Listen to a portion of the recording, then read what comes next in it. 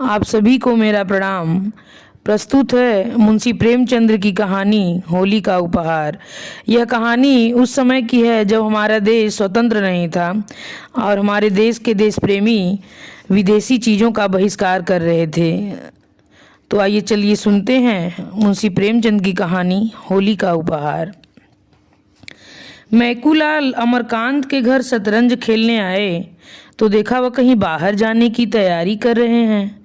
पूछा, कहीं बाहर की तैयारी कर रहे हो क्या भाई? फुर्सत हो तो आओ, आज दो चार बाजियां हो जाएं। अमरकांत ने संदूक में आईना कंघी रखते हुए कहा, नहीं भाई, आज तो बिल्कुल फुर्सत नहीं है। कल जरा ससुराल जा रहा हूँ, सामान आमान ठीक कर रहा हूँ। मैकू, तो आज ही से क्या तैयारी करने लगे? 4 कदम तो है, शायद पहली बार जा रहे हो। अमर, हाँ यार, अभी एक बार भी नहीं गया। मेरी इच्छा तो अभी जाने को न थी, पर ससुर जी आग्रह कर रहे हैं। मैकू, तो कल शाम को उठना और चल देना, आध घंटे में तो पहुंच जाओगे। अमर, मेरे हृदय में तो अभी जाने कैसी धड़कन हो रही है। अभी तक तो कल्पना में पत्नी मिलन का आनंद लेता था, अब वह कल्पना प्रत्यक्ष हुई जाती है।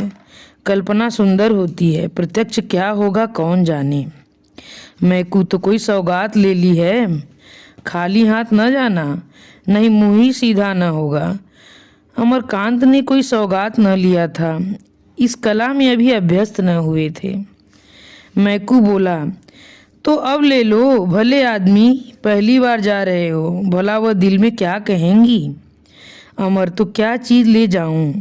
मुझे तो इसका ख्याल ही नहीं आया।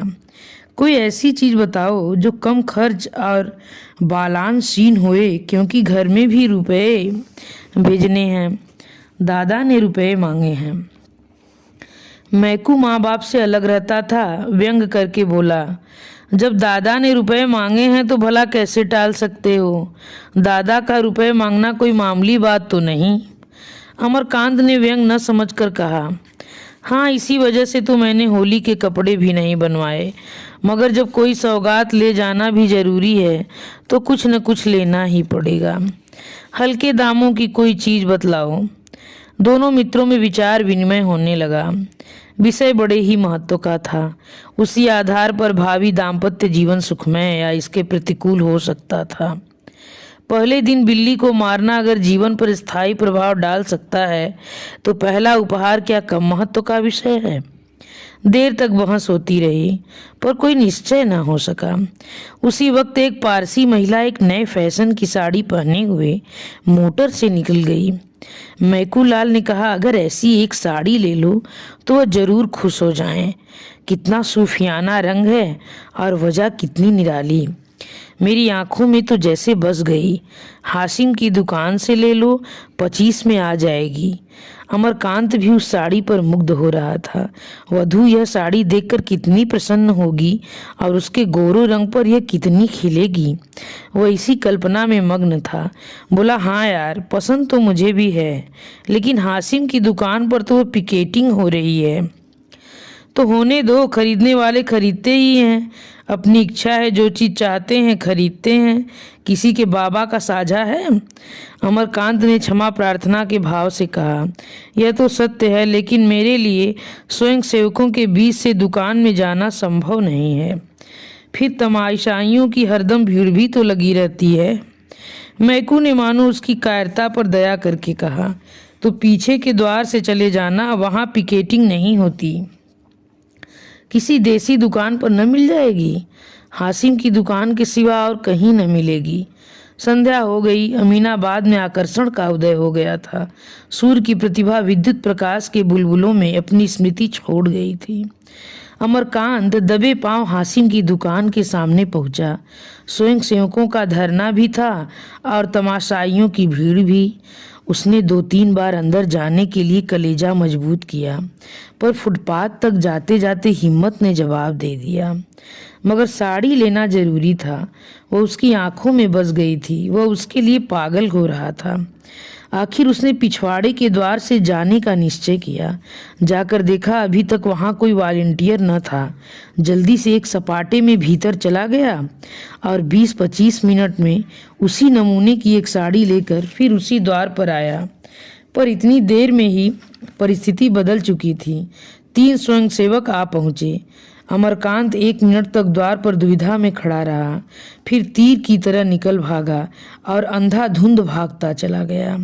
दुर्भाग्य की बात, एक बुढ़िया लाठी टेकती हुई चली आ रही थी। अमरकांत उससे टकरा गया। बुढ़िया गिर पड़ी और लगी गालियां देने। आंखों में चर्बी छा गई है क्या? देख कर नहीं चलते? यह जवानी ढह जाएगी एक दिन। अमरकांत के पांव आगे न जा सके।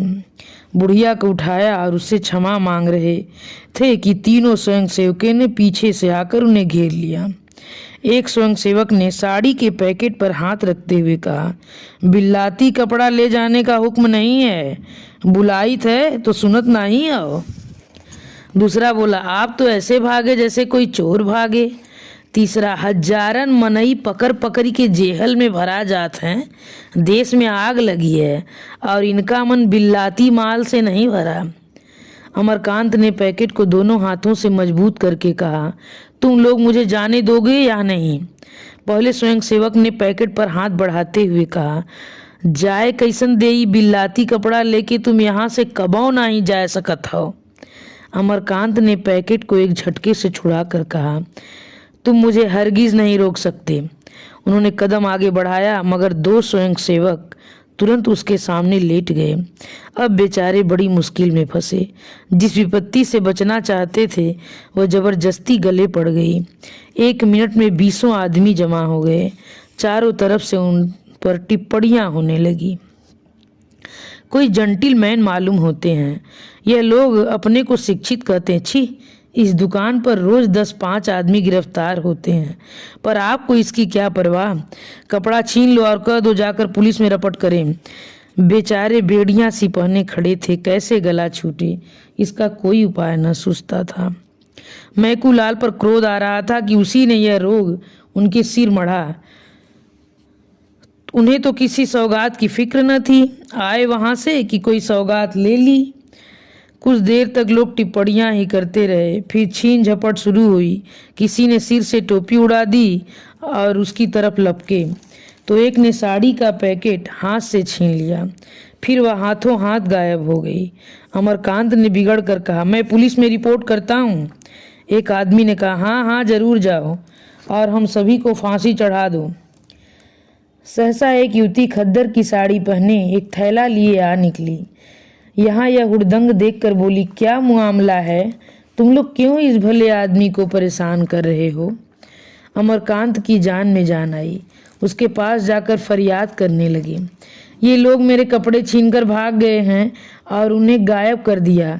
मैं इसे डाका कहता हूँ, यह चोरी है। इसे मैं न सत्याग्रह कहता हूँ न देश प्रेम। युवती ने दिलासा दिलाया, घबराइए नहीं, आपके कपड़े मिल जाएंगे। होंगे तो इन्हीं लोगों के पास। कैसे कपड़े थे? एक स्वयंसेवक बोला, बहन जी इन्होंने हासिम की दुकान से कपड़े लिए हैं। युवती, किसी की दुकान से लिए हों? तुम्हें उनके हाथ से कपड़ा छीनने का कोई अधिकार नहीं है। आपके कपड़े वापस ला दो, किसके पास हैं? एक क्षण में अमरकांत की साड़ी जैसे हाथों हाथ गई थी वैसे ही हाथों हाथ वापस आ गई। जरा देर में भीड़ भी गायब हो गई। स्वयंसेवक भी चले गए। अमरकांत ने युवती को धन्यवाद देते हुए कहा, आप इस समय न आई होती तो इन लोगों ने साड़ी तो गायब कर ही दी थी, शायद मेरी खबर भी लेते। युवती ने सरल भत्सरना के भाव से कहा, जनसंपत्ति का लिहाज सभी को करना पड़ता है, मगर आपने इस दुकान से कपड़े लिए ही क्यों, जब आप देख रहे हैं कि वहाँ हमारे ऊपर कितना अत्याचार हो रहा है? फिर भी आप न माने। जो लोग समझकर भी नहीं समझते उन्हें कैसे कोई समझाए? अमरकांत इस समय लज्जित हो गया और अपने मित्रों में बैठकर वे जो स्वेच्छा के राग अलापा करते थे वह भूल गए। बोले, मैंने अपने लिए नहीं खरीदे हैं, एक महिला की फरमाइश थी इसलिए मजबूर था। उन महिला को आपने समझाया नहीं? आप समझाती तो शायद समझ पाती। मेरे समझाने से तो न समझी। कभी अवसर मिला तो जरूर समझाने की चेष्टा करूंगी। पुरुषों की नकेल महिलाओं के हाथ में है। आप किस मोहल्ले में रहते हैं? सादगंज में। शुभ नाम? अमरकांत। युवती ने तुरंत जरा सा घूंघट खींच लिया और सिर झुकाकर संकोच और स्नेह से सने स्वर में बोली, आपकी पत्नी तो आपके घर में नहीं है, उसने फरमाइश कैसे की? अमरकांत ने चकित होकर पूछा, आप किस मोहल्ले में रहती हैं? घसियारी मंडी। आपका नाम सुखदा देवी तो नहीं है? हो सकता है, इस नाम की कई स्त्रियां हैं। आपके पिता का नाम ज्वाला दत्त जी है? उस नाम के भी कई आदमी हो सकते हैं। अमरकांत ने जेब से दिया सलाई निकाली और वहीं सुखदा के सामने उस साड़ी को जला दिया। सुखदा ने कहा, अब आप कल आएंगे? अमरकांत ने अवरुद्ध कंठ से कहा, नहीं सुखदा, जब तक इसका प्रायश्चित न कर लूंगा न आऊंगा। सुखदा कुछ और कहने जा रही थी कि अमरकांत तेजी से कदम बढ़ाकर दूसरी तरफ चले गए। आज होली है, मगर आज़ादी के मतवालों के लिए न होली न बसंत। हाशिम की दुकान पर आज भी पिकेटिंग हो रही है और तमाशाई आज भी जमा है। आज के स्वयंसेवकों में अमरकांत भी खड़े पिकेटिंग कर रहे हैं। उनकी देह पर खद्दर का कुर्ता और खद्दर की धोती, हाथ में तिरंगा झंडा लिए हैं।